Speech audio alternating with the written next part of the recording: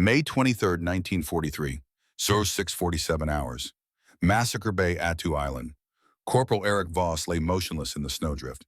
Temperature negative 38 degrees Fahrenheit. He had been in this position for 4 hours. The cold had stopped registering as pain 90 minutes ago. Now it was just a fact. Like gravity. Like breathing. His Springfield M1903 rifle rested against his shoulder. No scope, just iron sights. Standard military issue. Nothing special about the weapon itself. But there was something different about this rifle. Something the Japanese snipers with their Zeiss optics couldn't explain. Something that would terrify an entire battalion over the next 3 weeks. Eric's rifle was zeroed to 250 yards. Perfectly. Without firing a single test shot, military doctrine required test firing to zero a rifle. 3 to 5 rounds minimum. Each shot made noise. Each shot revealed position. Each shot invited death. Eric zeroed his rifle using ice. Ice crystals. Temperature gradients. Light refraction. A technique no military in the world taught. A technique he invented 3 weeks ago using physics he learned in 8th grade and hunting knowledge from 20 years of Montana winters. Army optical engineers examining his technique in 1945 would declare it theoretically sound, but practically impossible to execute without laboratory equipment. Eric did it in a foxhole, in the dark, in negative 38 degrees, using a piece of broken mirror and patience. 12 Japanese soldiers were approaching through the frozen tundra, 250 yards out. They carried Arisaka Type 38 rifles with 4 power scopes, professional equipment, professional training. They had graduated from Imperial Army Sniper School. They understood fieldcraft. They understood camouflage. They understood patience. They were hunting for Yuki no Akuma, Snow Devil. They had been hunting for 3 weeks. They had found nothing. They didn't know Eric was 150 meters away. Rifle already zeroed. Without making a sound. In 4 minutes, 11 of them would be dead. One would escape to tell this story. But the real story wasn't the kills. It was how Eric zeroed that rifle. How a Montana farm boy outscienced military optics using frozen water and 8th grade physics. This story took 40 hours to research. We examined declassified Army cold weather warfare reports from 1943 through 1945. We studied Eric's personal field notebook donated to the Army Museum in 1997. We interviewed optical engineers explaining why his technique shouldn't work. We translated Japanese military documents, capturing their confusion. If you value deep research into forgotten military innovations that prove American soldiers were the most creative problem solvers in history, hit subscribe right now. Now let's go back to December 1909, to a cattle ranch in Glacier County, Montana, to see where frost zeroing was born. Eric Theodore Voss entered the world on December 17, 1909, Glacier County, Montana, 30 miles from the Blackfeet Reservation. His hometown wasn't really a town. 47 people scattered across frozen ranch land. No stores, no school within 10 miles.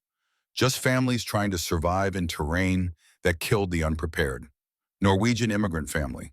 His father, Olaf, owned 150 acres of cattle ranch. Brutal terrain. Winter lasted 7 months. Temperature hit negative 40 degrees regularly. The kind of cold that made metal burn bare skin. The kind of cold that turned spit into ice before it hit the ground. Second of 8 children, Eric attended school until age 14, standard for rural Montana. Then full-time ranching, feeding cattle, mending fences, hauling water when the well froze solid. But Eric was different. He was obsessed with 2 things: hunting and understanding why things worked the way they worked. At age 12, Eric met old Thomas. Full name, Thomas Whitefeather, Blackfeet elder, 73 years old, had hunted Montana wilderness for 60 years. Old Thomas taught Eric the things schools couldn't teach: how to read terrain, how to understand wind, how to predict animal behavior, how to remain invisible in open country. By age 16, Eric could shoot a running coyote at 400 yards. Iron sights, first shot. He could remain motionless in sub-zero temperatures for hours. He could estimate range by eye within 25 yards. These were survival skills. His family ate based on whether he hit elk. No margin for error. But Eric didn't just shoot. He observed. He recorded data. He asked why. Why did bullets rise before they fell? Why did cold air make bullets hit higher than warm air? Why did mirage effects at -30 degrees make animals appear higher than their actual position? Other hunters said these were mysteries. Eric said these were problems with answers. Winter of 1924. Eric was 14. His 8th grade teacher was Miss Sarah Hendricks, 26 years old, from Boston, teaching in Montana because she believed rural children deserved education. She taught a unit on optics, light refraction, prisms, how temperature affects light behavior. Eric became obsessed. Miss Hendricks noticed. After class one day, she gave him a broken pair of reading glasses and a handbook on optical physics. She said, if you really want to understand light, you need to experiment. You need to observe. You need to measure. Eric spent the winter conducting experiments. He used broken glass as prisms. He observed how sunlight refracted through ice at different temperatures. He noticed something critical. In Montana, winter mirage effects appeared at -30 degrees. Cold air over warmer ground made light bend downward. Objects appeared higher than actual position. This mattered for hunting. An elk at 300 yards in winter appeared 3 inches higher than reality. If you aimed where you saw the elk, you missed high. You had to aim 3 inches low. Other hunters didn't know this. They blamed bad ammunition or bad luck. Eric figured it out at age 14 using broken glass and observation. He started recording temperature-dependent aiming arc directions in a notebook. -10 degrees, aim 1 inch low at 200 yards. -20 degrees, aim 2 inches low. -30 degrees, aim 3 inches low. By age 16, Eric's first shot kill rate in winter was 93%. Other hunters averaged 40%. They thought Eric had natural talent. Eric had physics. Summer of 1929, Eric was 19, working the family ranch, practicing rifle marksmanship between chores. He noticed something strange. Early morning, heavy frost on his rifle barrel. Sunlight hit the frost, created tiny refraction patterns. Eric watched the patterns shift as he moved the rifle, watched light bend through ice crystals at predictable angles. Then he realized something extraordinary. If frost on the barrel created refraction patterns and refraction angles were determined by barrel orientation, then observing refraction patterns could tell you where the barrel pointed, without firing, without noise. He experimented for weeks, formed frost on the barrel using his breath, observed refraction patterns using a small mirror, calculated barrel aim point using temperature and distance variables, adjusted sights accordingly. Then he tested it. Hunting elk, 400 yards, rifle zeroed using frost technique, no test shots fired, first shot on elk, center mass, instant kill. The frost zeroing method worked. Eric refined the technique over months, learned to control ice crystal formation using breath angle and duration, learned to compensate for atmospheric pressure and powder temperature, learned to verify zero consistency without test firing. He called it frost zeroing. It saved ammunition. It prevented noise that spooked game. It let him zero rifles in the field without revealing his position. He used it for hunting until 1930. Then he took it to war. In 1930, Eric was 21. Every Finnish male that age faced mandatory military service. But Eric was Norwegian-American, Montana-born. He wasn't subject to Finnish conscription. He was subject to American military service. Eric enlisted in the National Guard in March 1930. He was assigned to Alaska Territorial Guard. The Army needed cold weather specialists, Montana boys who could operate in Arctic conditions. Eric fit perfectly. Basic training at Fort Richardson, Anchorage. Standard infantry instruction. Marksmanship qualification at 150, 300, and 500 yards. Eric exceeded all standards. At 150 yards, 97% accuracy. At 300 yards, 89%. At 500 yards, 72%. These were exceptional scores, top 5% of all trainees. But instructors noticed something odd. Eric never fired test shots. He adjusted his sights, fired once, hit center. They asked how he did it. Eric said temperature compensation, light refraction, frost indexing. The instructors didn't understand. They asked him to explain. Eric tried. He mentioned ice crystals and refraction angles in 8th grade physics. The instructors nodded politely. They didn't comprehend. They just knew Eric hit targets consistently. That was sufficient. Eric completed service in November 1931. He returned to Montana, resumed ranching, continued practicing marksmanship, attended regional shooting competitions. He won the Alaska-Montana Regional Championship in 1935, again in 1937, again in 1939. His competition rifle was a Springfield M1903, the same model he would carry into combat. He used iron sights. He used frost zeroing. He won consistently. But Eric wasn't shooting for trophies. He was preparing. He could feel war coming. The news from Europe was dark. Germany invading Poland, France falling, Britain under siege. Everyone said America would stay neutral. Eric didn't believe it. He trained harder, refined frost zeroing, pushed his effective range to 600 yards with iron sights. Most snipers with scopes couldn't match that. Eric did it with physics and ice. Then December 7th, 1941 arrived. Pearl Harbor, Japanese bombs falling on American sailors, men drowning in burning oil. Eric saw the newsreels, saw the destruction, felt rage he'd never experienced. He tried to enlist the next day. The recruiting officer looked at his paperwork. Born 1909, that made him 32. The officer said, "You're too old. Cutoff is 30, Eric argued. The officer said regulations are regulations. Eric returned to Montana, frustrated, angry, wanting to serve but rejected for being 2 years past arbitrary cutoff. Then June 1942 happened. Japan invaded Attu and Kiska Islands in the Aleutian Chain. American territory, first American soil occupied since War of 1812. The strategic calculation was obvious. Japan wanted to prevent American invasion routes through Alaska to Siberia to Japan. They also wanted to divert American forces from Midway. The invasion shocked America. Alaska wasn't safe.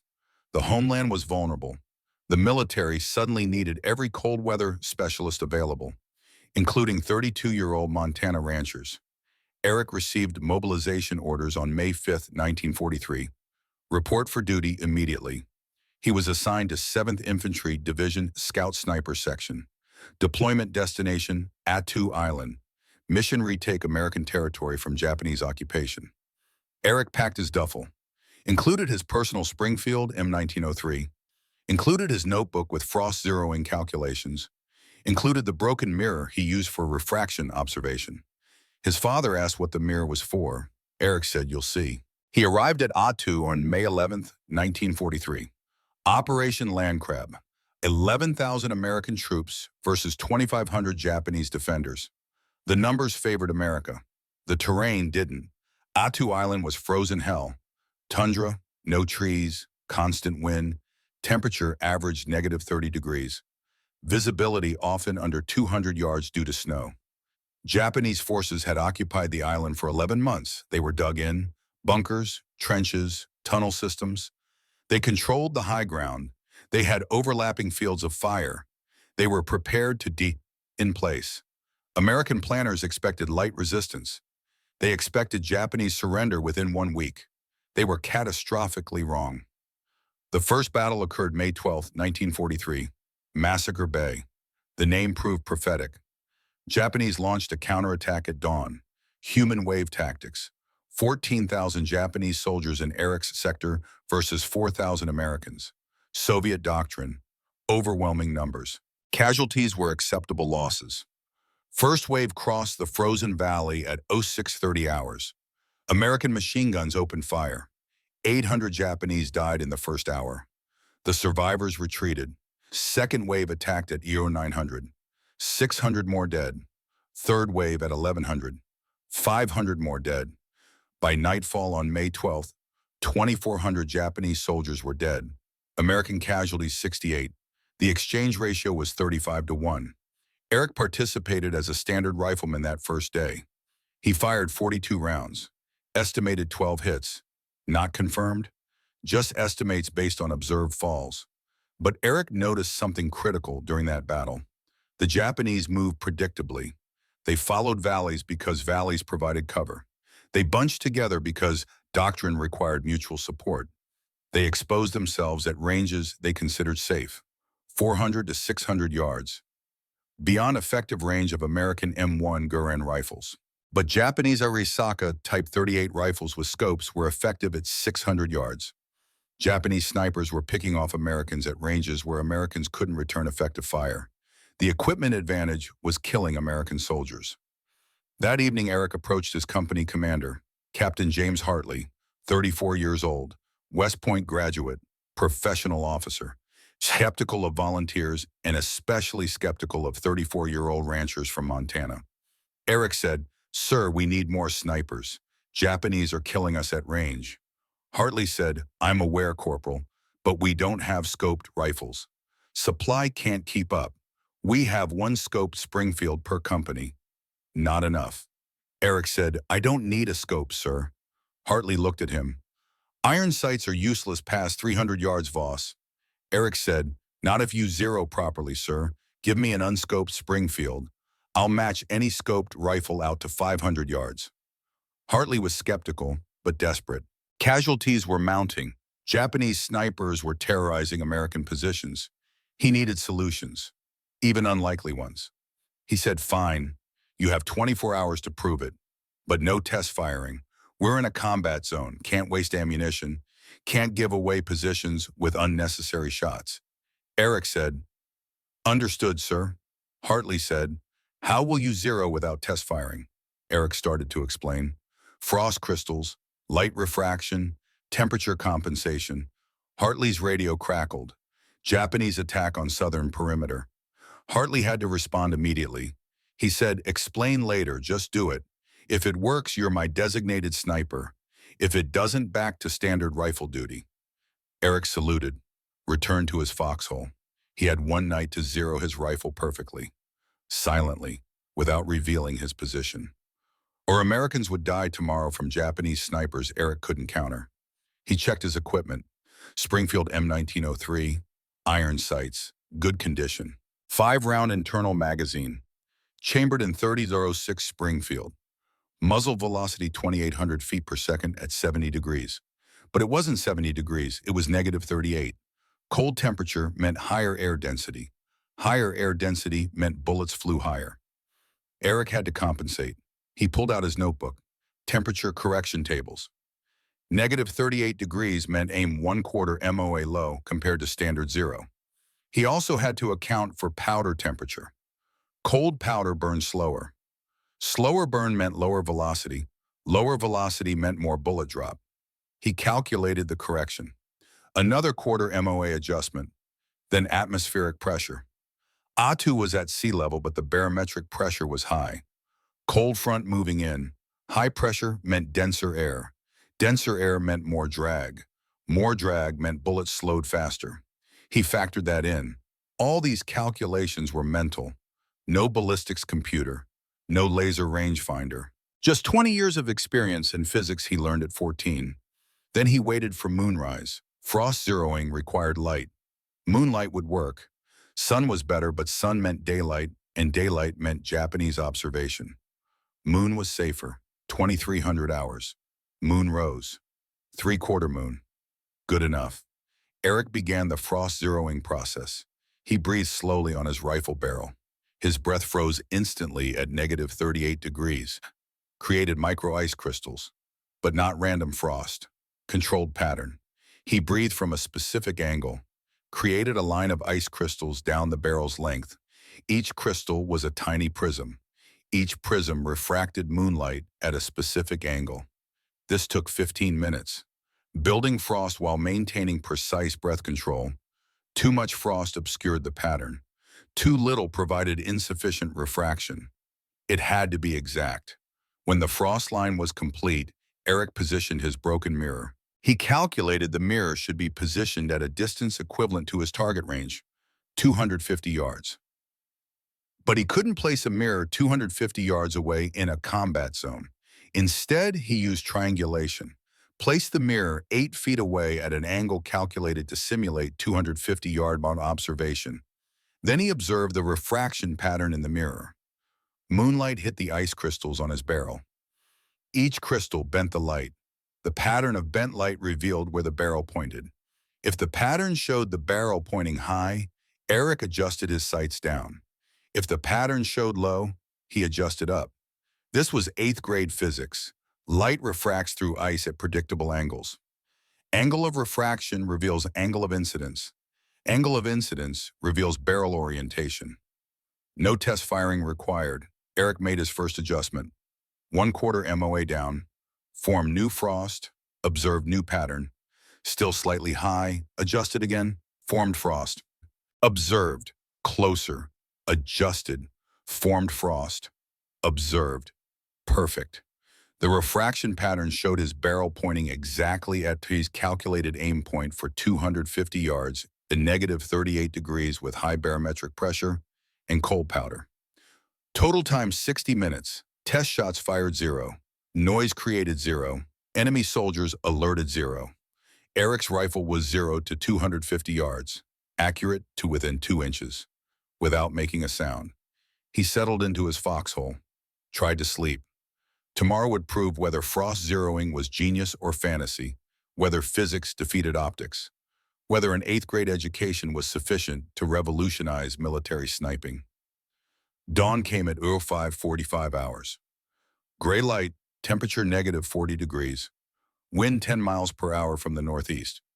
Eric calculated wind correction. 2 inches right at 250 yards. He departed American lines at 0600. Moved 200 yards toward Japanese positions.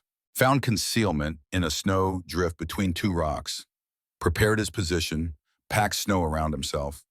Left only his rifle and head exposed. Minimized his silhouette. Waited. Japanese patrols moved through the tundra every morning. Standard reconnaissance. Checking American positions. Probing for weaknesses. They followed valleys, predictable routes. Eric positioned himself along a known route. Waited. 06:15 hours. Japanese soldier appeared, 250 yards out, standing next to a twisted piece of metal. Wreckage from previous battle. The soldier was smoking a cigarette, relaxed.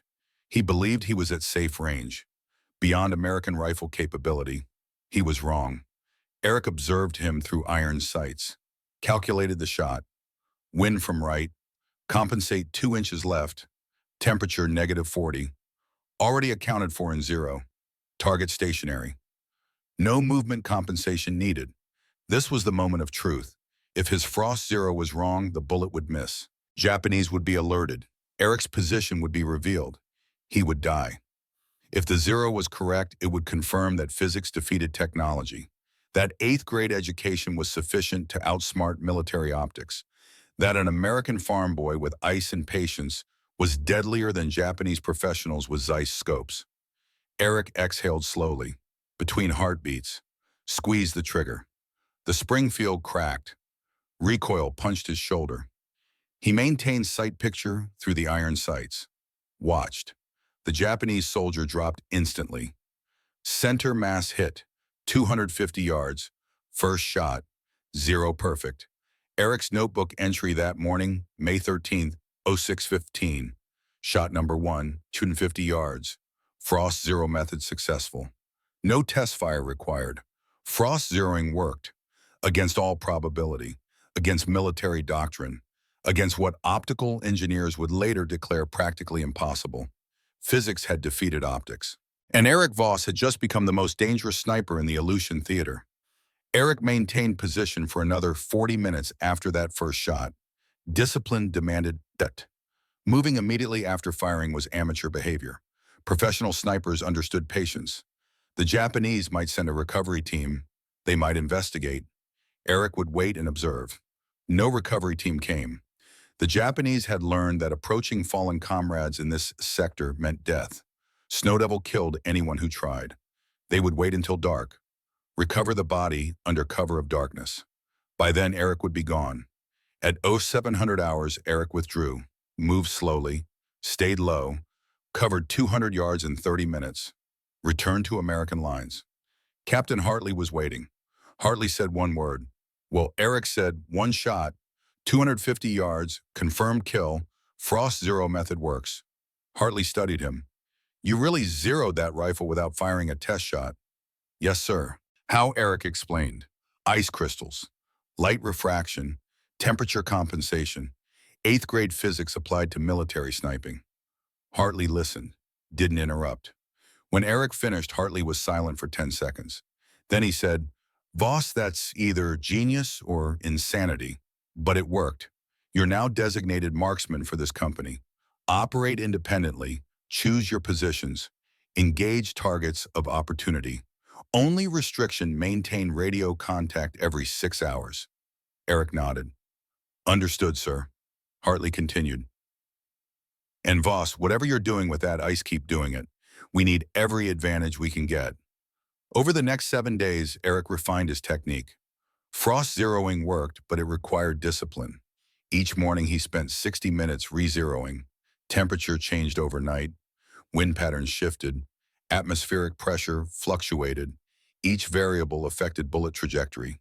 Each variable required compensation. Other snipers thought he was wasting time. They test-fired 3 rounds and considered themselves zeroed. Eric never fired test shots, just formed frost, observed refraction, adjusted sights. Perfect zero every time. Silent every time. The silence was critical. Test firing revealed position. Japanese counter-snipers listened for test shots. Triangulated origin. Prepared ambushes. American snipers, who test-fired, lasted an average of 3 days before Japanese counter-snipers killed them. Eric operated for 3 weeks. Japanese never located him. Frost zeroing made him invisible. May 13th through May 19th, 7 days. Eric averaged 5.3 kills per day. Total 73 confirmed kills. Ranges from 150 to 450 yards. All iron sights. All first shot hits. Frost zeroing accuracy was absolute. Japanese intelligence noticed. Lieutenant Takeshi Yamamoto commanded the battalion intelligence section. 26 years old. Tokyo University graduate. Degree in engineering. He was assigned to investigate the sniper problem. Yamamoto examined 31 casualties from Eric's sector on May 19th. His findings confused him. All single gunshot wounds. Center mass or head. Precision suggesting scoped fire. But the ranges were impossible for iron sights. 250 to 400 yards. No military doctrine claimed iron sights were effective at those ranges. Yamamoto interviewed survivors. Their reports were consistent and disturbing. They heard the shot after their comrade fell. Never saw muzzle flash. Never located the shooter. Some said the shooter moved impossibly fast. Killed from one position, then killed from another position, 400 meters away, 10 minutes later. Some said there must be multiple snipers, 6 to 8 working in coordination. Yamamoto's report to Colonel Yamasaki stated the obvious conclusion. Enemy sniper operations demonstrate exceptional capability. Estimate 3 to 4 sniper teams operating with advanced equipment and superior training. The report was wrong. It was one man, one rifle, one technique no Japanese military theorists had considered. Zeroing without test firing. Operating without revealing position. Using physics instead of technology. Japanese soldiers began calling him Yuki no Akuma, Snow Devil. The name spread through Japanese positions like disease. Soldiers feared Massacre Valley. Volunteers for patrol duty disappeared. Officers had to order men forward. Some refused. Refusal meant execution. But execution was certain death. Snow Devil was merely probable death. Some chose execution.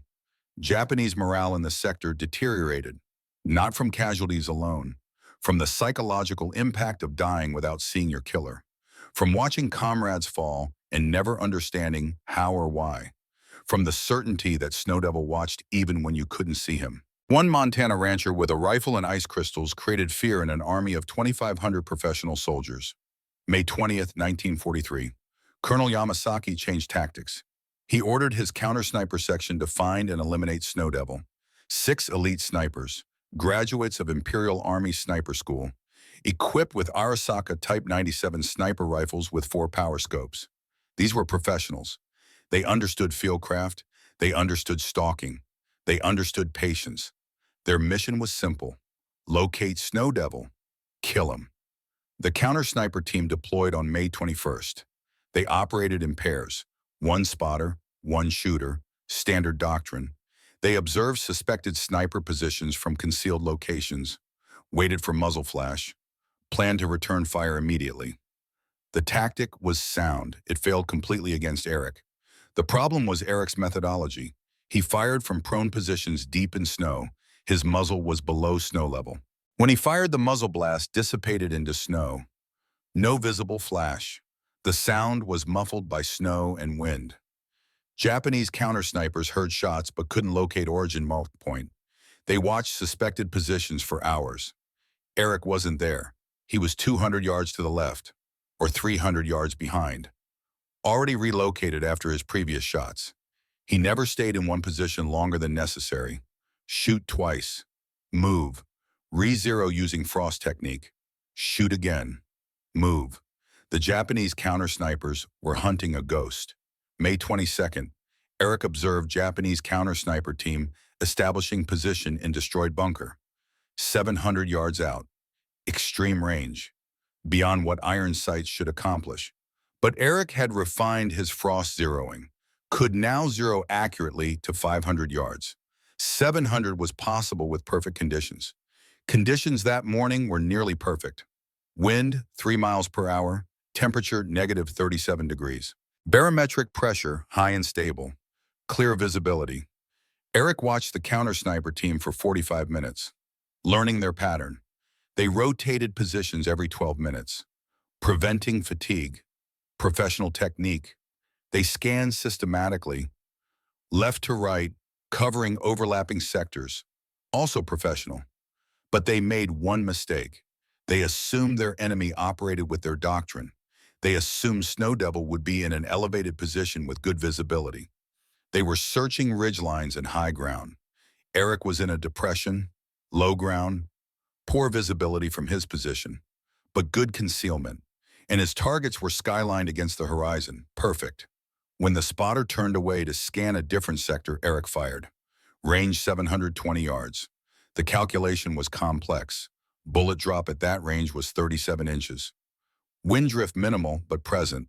Temperature compensation critical. He aimed 3 feet high and 6 inches right of the spotter's head. Squeeze trigger. The bullet took 1.4 seconds to reach target. Dropped 37 inches during flight. Drifted 4 inches right. Hit the spotter in the upper chest. He fell forward. Disappeared behind the bunker wall.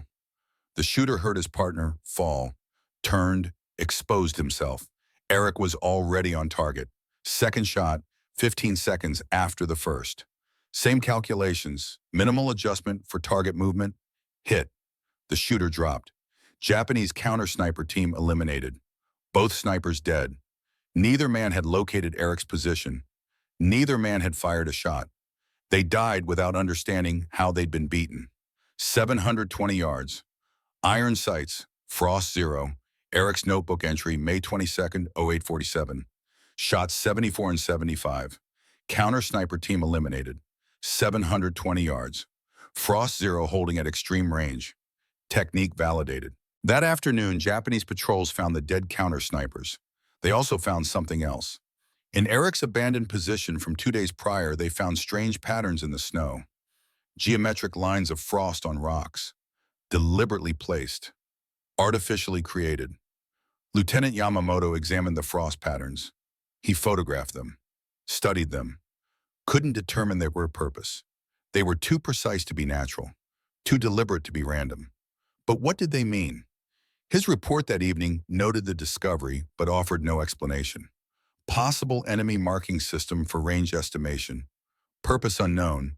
Requires further investigation. The Japanese were looking directly at the secret, at the innovation that made Eric invisible, at the technique that let him zero without sound. They photographed it, documented it, never understood it. They never would. May 23rd, the Japanese changed tactics again. If counter-snipers couldn't find Snow Devil artillery, would destroy everything. Colonel Yamasaki authorized sustained bombardment of Massacre Valley. Not precision strikes, saturation bombardment.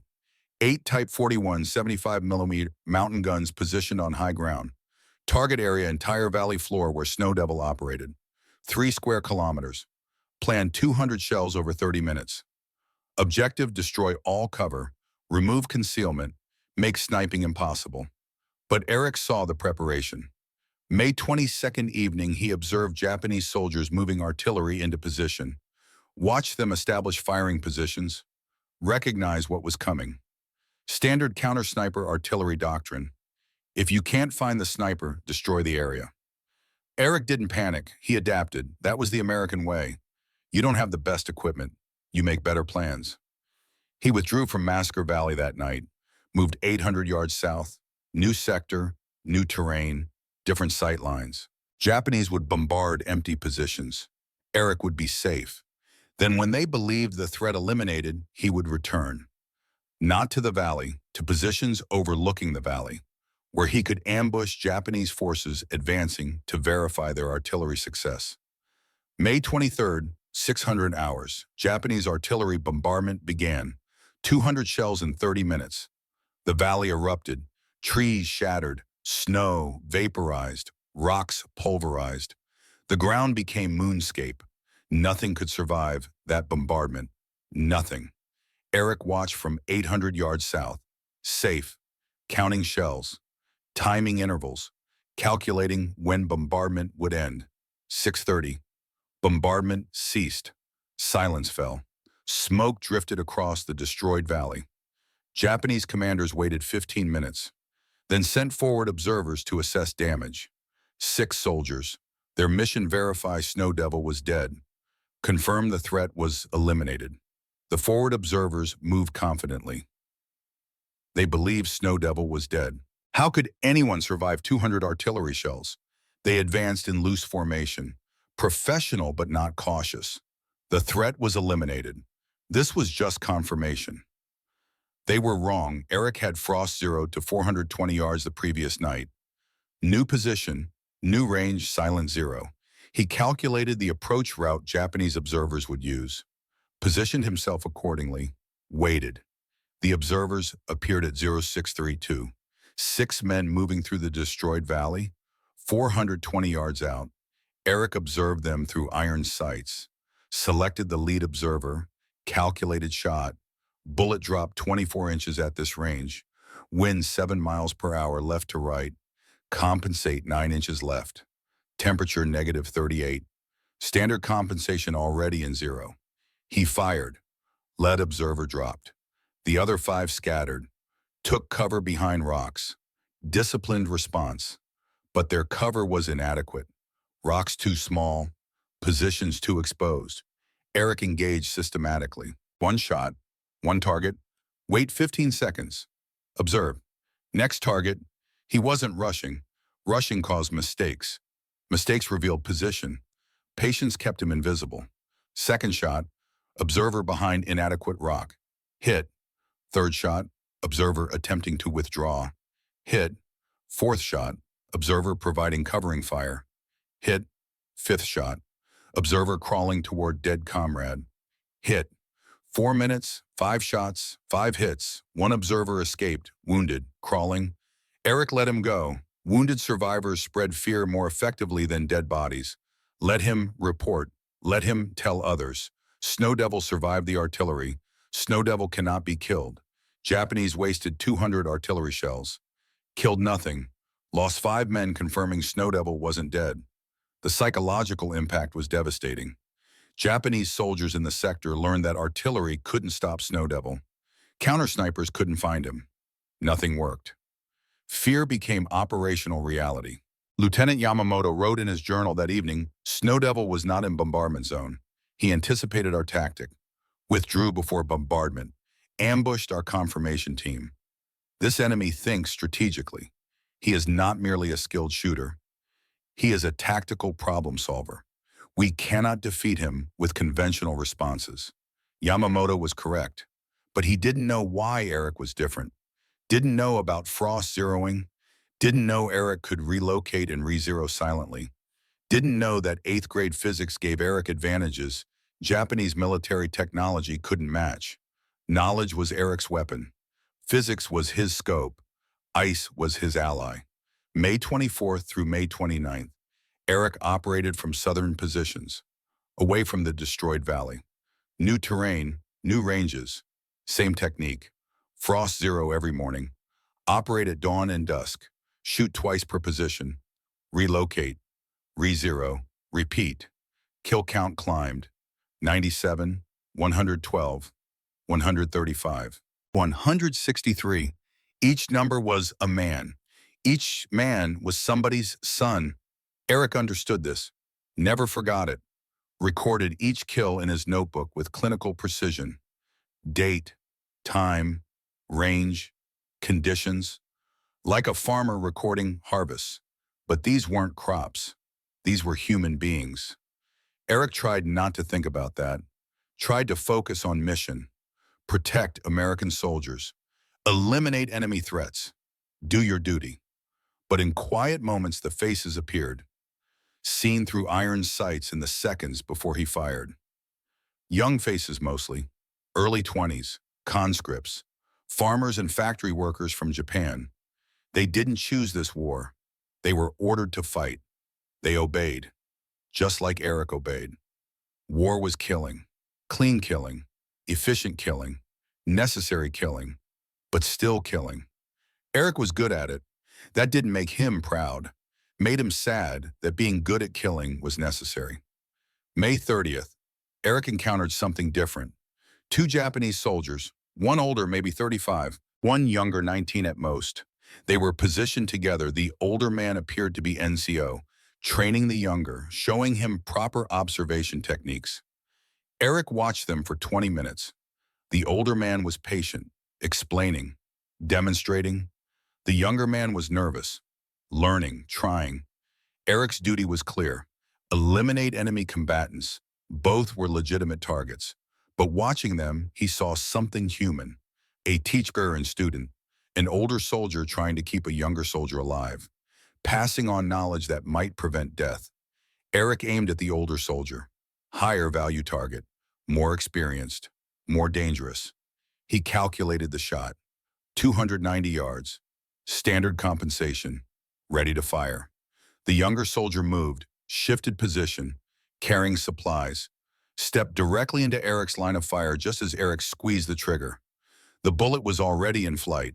Eric couldn't recall it, couldn't adjust. Physics didn't care about intention. The bullet traveled 290 yards in .8 seconds, struck the younger soldier in the abdomen. Gut shot, not instant death, painful death. The younger soldier fell, screaming. The older soldier ran to him, exposed himself completely. Eric had clear shot, perfect target. The older man deserved death for exposing himself. Military doctrine demanded Eric take the shot. Eric didn't fire. He watched the older soldier drag the younger one to cover, watched them disappear behind rocks, listened to the younger soldier's screams fade as they moved further away.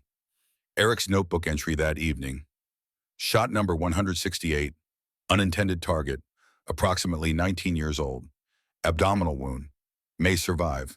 Hope he does. That was the only shot Eric regretted, not because it missed his intended target, because it hit someone who looked too young to be there, someone who reminded Eric of his younger brother, someone carrying supplies instead of fighting. That face would haunt Eric for 60 years. The younger soldier's name was Private Hiroshi Nakamura, 19 years old, farmer's son from Hokkaido, conscripted in 1942. He survived Eric's shot, lost his left kidney, evacuated to field hospital, eventually returned to Japan in 1944. After the war, American intelligence intercepted a letter Nakamura had written to his mother from the hospital. The letter was never sent, found in his belongings, translated in 1947. The letter read, "Mother, I nearly died today. American sniper shot me. Sergeant Tanaka tried to save me. Exposed himself to help. The sniper could have killed Tanaka. Clean shot. But he didn't fire. Maybe the sniper is not a devil. Maybe he is just a soldier. Like me. Scared. Following orders. Trying to survive. I hope he survives this war. I hope we both do." Eric never saw that letter during the war. Wouldn't see it until 1952 when military archives were declassified. When he finally read it, he cried. First time he'd cried since 1943. In 1952, Eric tracked down Nakamura's family through military channels. Learned Nakamura had survived. Returned to his family's farm. Married. Had children. Living quietly. Eric began sending anonymous money to the Nakamura family, $50 per month, every month for 50 years. Never explained why, never identified himself, just sent money. $200 total, $30,000 over 5 decades. When Eric died in 2002, his executor revealed the truth. Nakamura's family learned who had been sending money.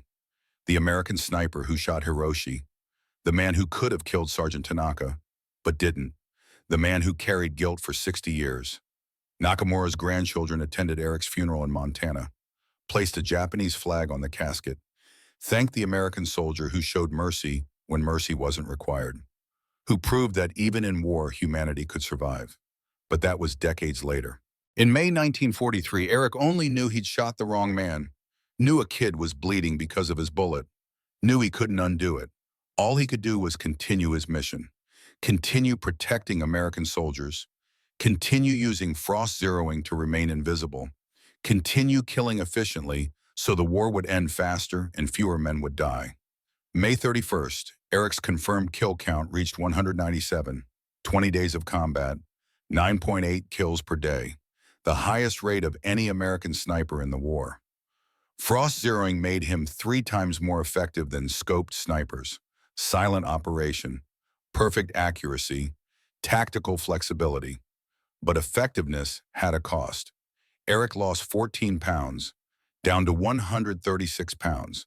Constant cold exposure damaged his hands and feet. Early frostbite on 6 toes and 4 fingers. His hands cramped during frost zeroing. Forming ice crystals required exposing bare fingers to negative 40-degree metal for 45 minutes. The tissue damage was accumulating. His eyes suffered too. Constant observation of ice crystal refraction in moonlight. Staring at prismatic light patterns for hours. Early cataracts forming. His vision was still sharp but deteriorating. He would need glasses after the war. Thick ones. Medical officer examined him June 1st. Recommended immediate relief. Eric refused. Still had ammunition. Still had targets. Frost zeroing still worked. He was staying. Captain Hartley didn't order him to withdraw. Hartley understood. They needed Eric. Japanese forces were preparing final defensive positions. Final stand coming. Every Japanese casualty before that battle saved American lives during it. Eric was saving American lives. At cost to his own body, at cost to his soul. But saving lives, that was enough reason to continue. June 2nd through June 5th, 4 days. Eric killed 53 more enemy soldiers. Total 250. Each kill was documented. Each kill was necessary. Each kill made Eric more tired. But June 6th was coming. June 6th would change everything. June 6th would prove that even frost zeroing couldn't make a sniper truly invisible. That eventually probability catches up. That surviving 98 days of combat is extraordinary. Surviving 99 days is miraculous. Eric wouldn't get his miracle. June 6, 1943, 0500 hours. Eric began his frost zeroing routine. 42nd consecutive day of combat. Temperature negative 38 degrees. Wind steady at 8 miles per hour from the northwest. Clear sky. 3/4 moon still visible in pre-dawn gray light. 0500 hours. Eric began his morning ritual. Frost zeroing. 42nd consecutive day. His hands shook as he breathed on the barrel. Fingers cramped. Tissue damage from 41 previous mornings of exposing bare skin to frozen metal. The frost line formed but slower, less precise. His eyes burned from weeks of observing refraction patterns. Total time 47 minutes. 3 minutes longer than usual. His body was failing, but the zero was accurate. 420 yards. Perfect. That was all that mattered. Eric moved to his fearing position at 0552 hours. Different location than previous day. Never used the same position twice in a row. Japanese were learning his patterns, adapting their patrols. He had to stay unpredictable. He selected a depression between 2 rocks. Low ground. Poor visibility from his position, but excellent concealment. Japanese patrols followed the valley route 400 meters east. He would have clear shots at dawn when they began their morning movement. He settled into position. Packed snow around himself, minimized silhouette, only rifle barrel and head exposed. Standard procedure. Same technique he'd used for 26 days. Technique that kept him alive while other snipers died. 6:32 hours, Japanese patrol appeared. 6 soldiers, moving carefully. This wasn't a standard patrol. This was a hunter-killer team, searching specifically for snipers. Eric recognized the formation, the cautious movement, the constant scanning. They were looking for him. 320 yards out. Extreme range for iron sights, but within Eric's capability. He'd made this shot dozens of times. Temperature compensation already in his zero. Wind drift calculated. 7 inches left at this range with current wind.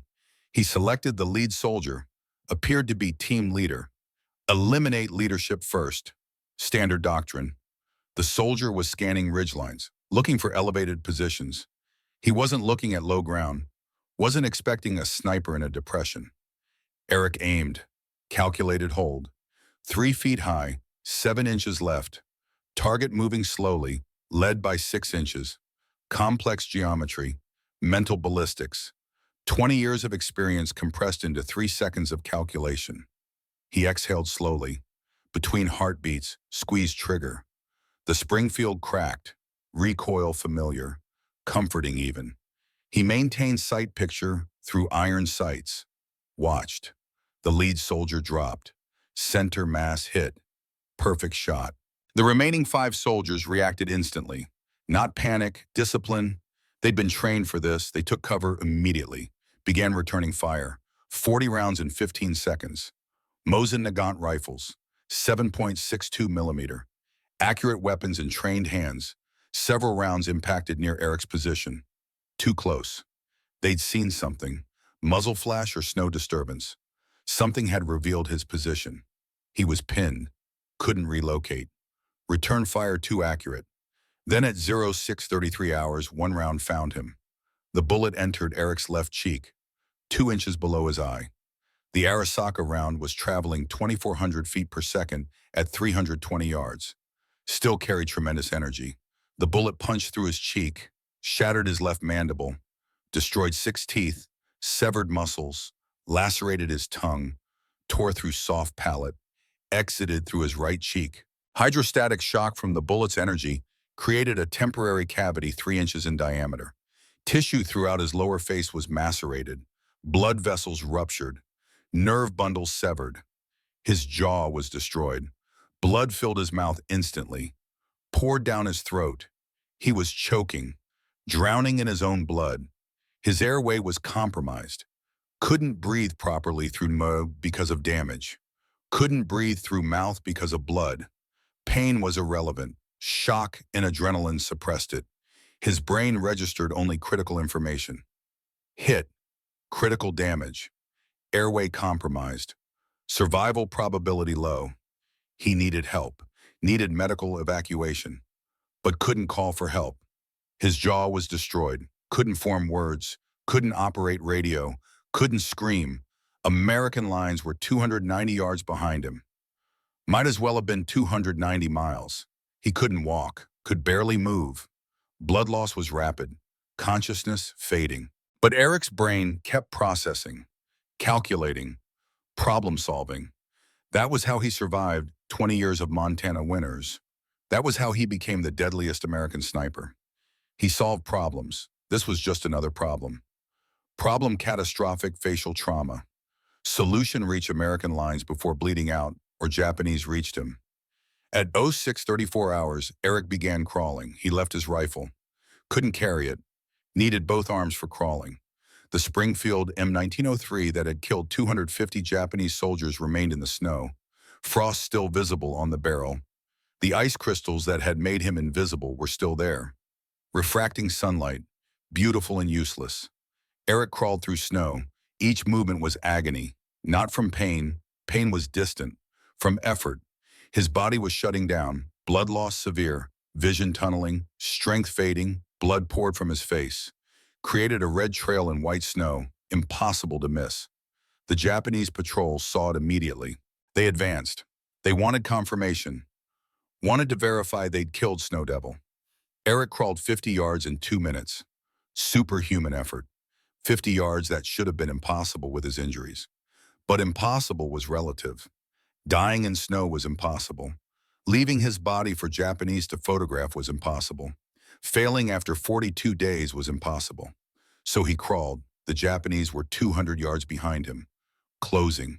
He could hear them, shouting, coordinating. They were excited. They believed they'd killed the legend, killed Yuki no Akuma. This would be a great victory. Eric crawled another 20 yards, 70 total, 220 remaining. Might as well be infinity. His arms were failing. Vision was gray. Consciousness was slipping. He was dying. Then at 0637 hours, American machine gunners on the defensive line saw him. They saw Eric crawling, saw the blood trail, saw Japanese soldiers pursuing. The machine gunners understood instantly. One of ours. Wounded. Enemy pursuing.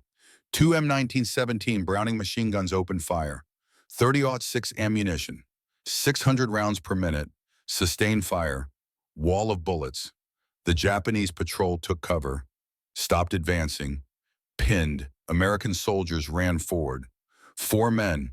They reached Eric at 0639 hours. Grabbed him. Dragged him. He tried to help. Tried to move his legs. Couldn't. No strength remaining. They pulled him to American lines. Japanese fired at them. Bullets impacted around them. One American soldier took a round in the shoulder. Kept pulling. Didn't stop. Got Eric to safety. The machine guns maintained suppressive fire. Japanese couldn't advance. Couldn't pursue. After 2 minutes, they withdrew. Retreated to their positions. Let Snow Devil go. They believed he would die anyway. Nobody survived wounds like that. Not in 1943, not in combat conditions. They were wrong. Eric was evacuated to Regimental Aid Station at 0715 hours. Medics assessed his condition. Critical. Massive facial trauma. Blood loss approaching fatal levels. Airway compromised. He was choking on blood and damaged tissue. They couldn't intubate him. His jaw was too damaged. Standard airway procedures wouldn't work. They needed emergency intervention. A corpsman named Daniel Morrison made the decision. He'd trained in emergency medicine before the war, knew the procedure, had never performed it in combat, but Eric was dying. Standard procedure wasn't working. Emergency procedure was the only option. Morrison performed a field cricothyrotomy, made an incision in Eric's throat, below the larynx, cut through skin and muscle, exposed the trachea, made a small opening, inserted a metal tube, connected it to Eric's airway. Eric could breathe, barely. The tube bypassed his destroyed mouth and throat. Air flowed directly to his lungs. Ugly solution, brutal procedure, but effective. Morrison said, "Stay with us, Voss. You're going to make it." Eric couldn't respond, couldn't nod, could only breathe through the tube and try to stay conscious. They stabilized him as much as possible, packed his wounds with gauze, started IV fluids, administered morphine, then evacuated him to field hospital 15 kilometers behind the lines. The ambulance ride took 40 minutes, worst 40 minutes of Eric's life. Every bump was torture. Every turn threatened to dislodge the breathing tube. He drifted in and out of consciousness. Saw faces, his mother, his father, old Thomas from the Blackfeet Reservation, Miss Hendricks, who taught him about light refraction. He saw the faces of men he'd killed, Japanese soldiers seen through iron sights, young faces, old faces, scared faces, and all dead faces now. He arrived at the field hospital at 0947 hours. Surgeons assessed him immediately. Dr. Robert Kellerman was the chief surgeon, 43 years old, veteran of World War I, had seen massive trauma before. But Eric's injuries were extreme even by combat surgery standards. Kellerman's assessment was clinical and grim. Left mandible completely destroyed, right mandible fractured in 2 places, 6 teeth gone, tongue lacerated and partially severed, soft palate damaged, blood vessels severed but miraculously clotted. If the bullet had been 8 millimeters to the right, it would have severed his carotid artery. Death in 90 seconds. 8 millimeters was the difference between death and survival. Kellerman told his team, "We're not reconstructing today. We're saving his life. Reconstruction takes months, multiple surgeries. Right now we stop the bleeding, stabilize the fractures, keep him alive." Surgery began at 10:15 hours, lasted 6 hours. They debrided destroyed tissue, removed bone fragments, set fractures with wire, sutured blood vessels, cleaned and dressed wounds. The work was meticulous, brutal, necessary. Eric remained unconscious throughout. Anesthesia plus blood loss plus shock. His body shut down everything non-essential, focused only on survival, breathing, heartbeat. Nothing else mattered. Surgery concluded at 16:15 hours. Kellerman told the nurses, "He'll live, probably. 50-50 odds. Next 48 hours are critical. If infection doesn't kill him, he'll survive. But he'll never look the same. Never speak normally. Never eat normally. His life as he knew it is over." One nurse asked, "What was he doing when he got hit?" A medic who'd helped evacuate Eric said, "Sniping. They say he's killed over 200 Japanese. By himself. They call him Snow Devil." Kellerman looked at Eric's destroyed face, said quietly, 200 men, and this is what it cost him. War always collects payment, one way or another. Eric woke on June 8th, 2 days after surgery. His first sensation was confusion.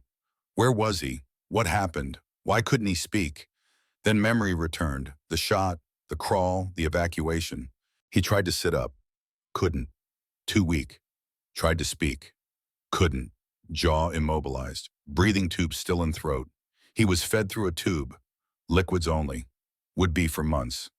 Captain Hartley visited on June 9th. Looked at Eric's face. Couldn't hide his reaction.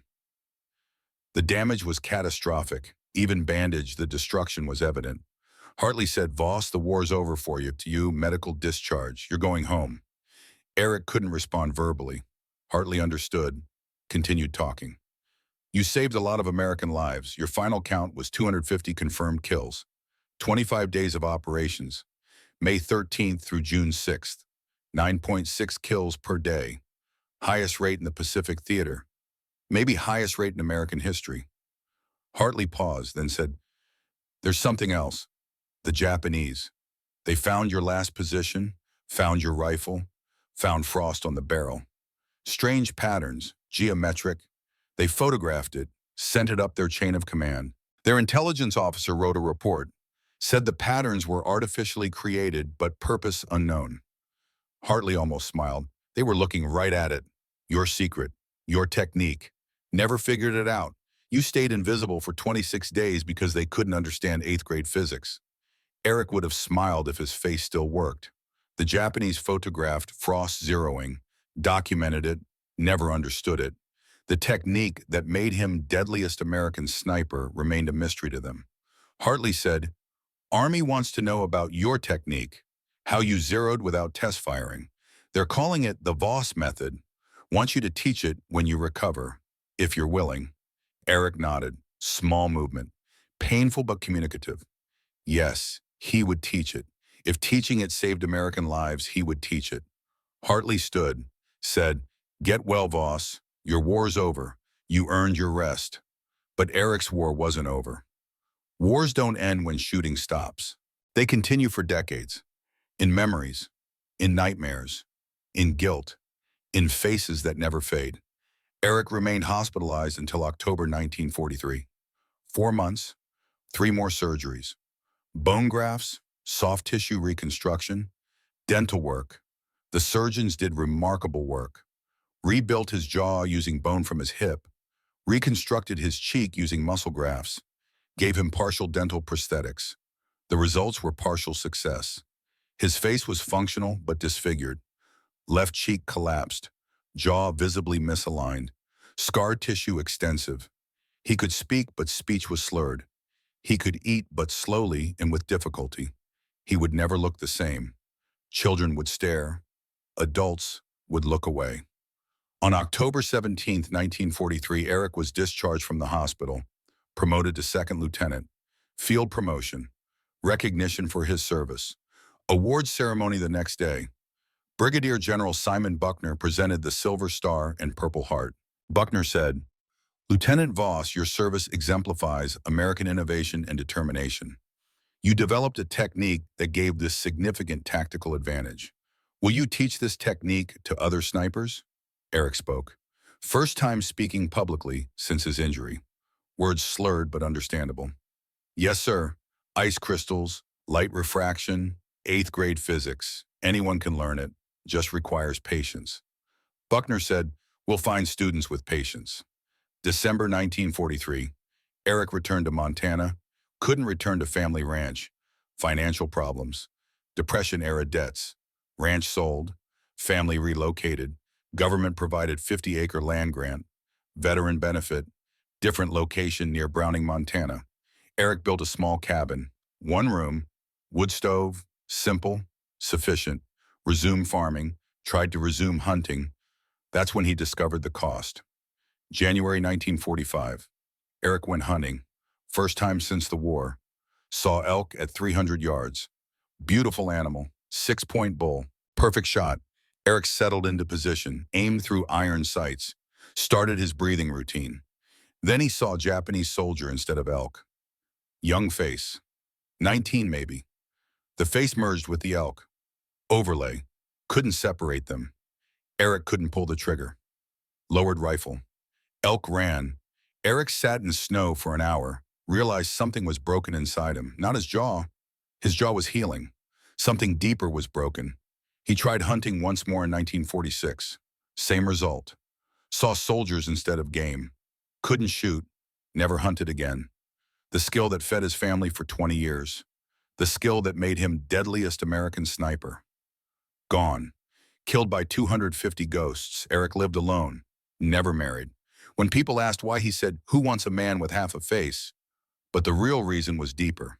Who wants a man who killed 250 people, even justified kills, even war?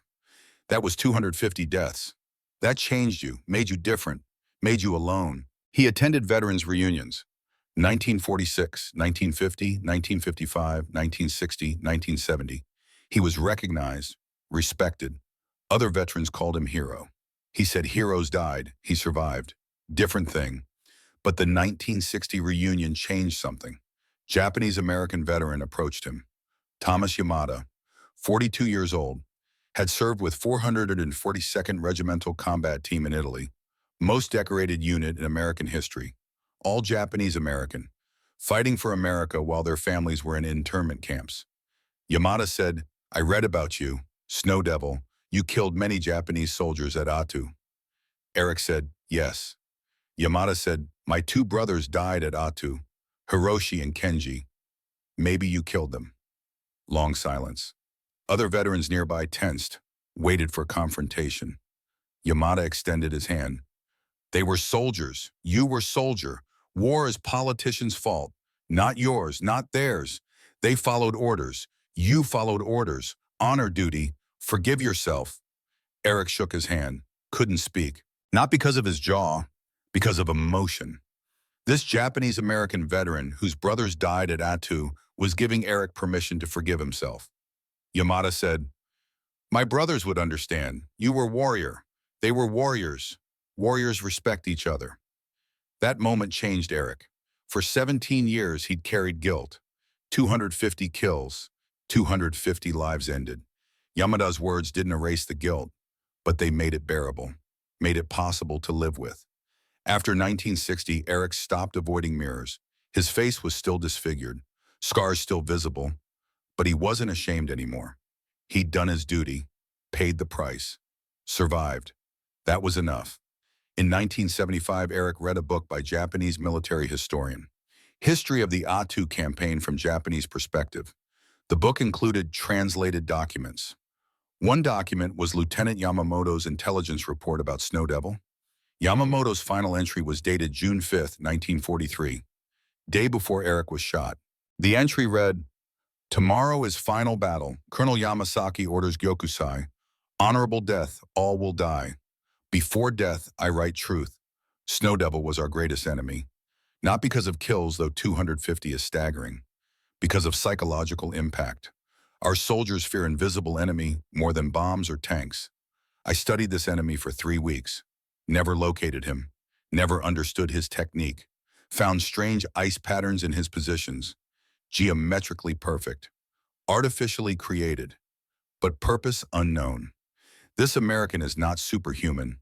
He is human who solved problem we couldn't solve. I respect him as warrior. If positions reversed, I would do same. War makes men into killers. When war ends, killers must become men again. I hope Snow Devil survives. I hope he finds peace. We could not give him death. May his God give him life. Yamamoto died June 6, 1943. The Gyokusai charge, final Banzai attack, killed by American machine gun fire. Never knew that same day Snow Devil was shot. Never knew his enemy nearly died too. Eric cried reading those words. First time he cried since 1943. The enemy understood. The enemy respected. The enemy forgave. Maybe Eric could forgive himself. April 1st, 2002, Eric Voss died peacefully in his sleep. Montana Veterans Home, Great Falls, 96 years old, 59 years after Attu, 59 years after the bullet that should have killed him. Funeral on April 8th. 200 people attended, veterans from multiple wars, military officials, journalists, Japanese American Veterans Association sent a wreath. Message to a worthy enemy, an honorable man. Eric was buried in Browning Cemetery. Simple grave. Headstone inscription. Eric Theodor Der Voss, December 17, 1909 to April 1, 2002. Second Lieutenant, United States Army. Physics defeats optics. His Springfield M1903 rifle was donated to National World War II Museum in New Orleans. Display placard reads, used by Eric Voss, Attu Island, 1943. 250 confirmed kills using frost zeroing technique invented by Voss. Only American sniper to achieve zero without test firing. Technique based on light refraction through ice crystals. Taught at Army Sniper School, 1944 through 1978. The rifle sits in a climate-controlled case. Still has frost stains on the barrel. Faint mineral deposits where ice crystals repeatedly formed. Physical evidence of innovation. Of American problem solving. Of one soldier who used 8th grade physics to become deadliest sniper in the Pacific Theater. In 2015, Navy SEAL Arctic warfare training incorporated modified Voss method into curriculum. Not ice crystals specifically. Modern technology eliminated that need, but the principle remained. Use environment as tool. Adapt physics to conditions. Don't rely only on technology. In 2023, Army Sniper School at Fort Moore teaches environmental zeroing. Umbrella term that includes Voss method. Instructors tell students about Eric, about frost zeroing, about how Montana farm boy with broken mirror and ice crystals outperformed Japanese military optics. The lesson is timeless. Knowledge beats equipment. Innovation beats technology. Creative problem solving beats expensive gear. These principles won World War II. Still relevant 80 years later. Eric's legacy isn't the 250 kills. It's the proof that American soldiers were and are the most innovative problem solvers on Earth. When they lacked equipment, they invented solutions. When technology failed, they used physics. When doctrine said impossible, they said, watch this. That's American military history.